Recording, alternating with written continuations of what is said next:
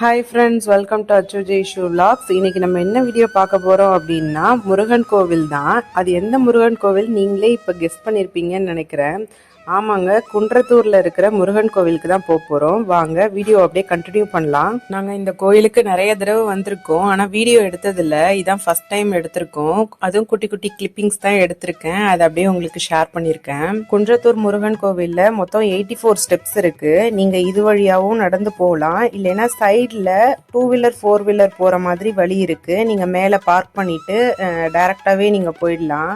ஆனால் நாங்கள் இப்போ தான் ஃபஸ்ட் டைம் இந்த ஸ்டெப்ஸில் ஏறி போயிருக்கோம். இது வரைக்கும் வரும்போதெல்லாம் நாங்கள் வந்து 2 வீலரில் மேலே போய் தான் பார்த்துருக்கோம்.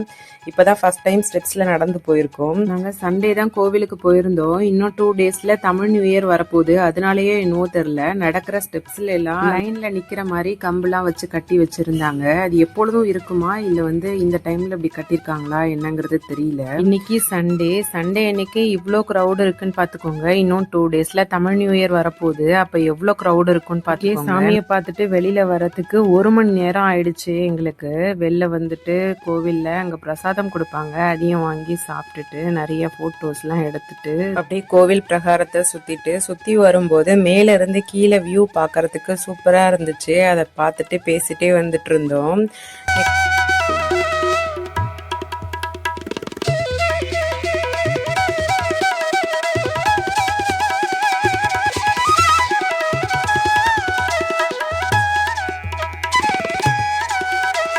அவ்வளோதாங்க, சாமியை திருப்தியா பார்த்துட்டு ஏறின படி வழியாலே அப்படியே இறங்கி வந்தாச்சு. வர வழியில அந்த சைடில் அச்சில் மெஹந்தி வைப்பாங்க இல்லையா, அது வச்சுட்டு இருந்தாங்க. அதை பார்த்துட்டு பாப்பா எனக்கும் வேணும் அப்படின்னு சொல்லி கேட்டிருந்தா.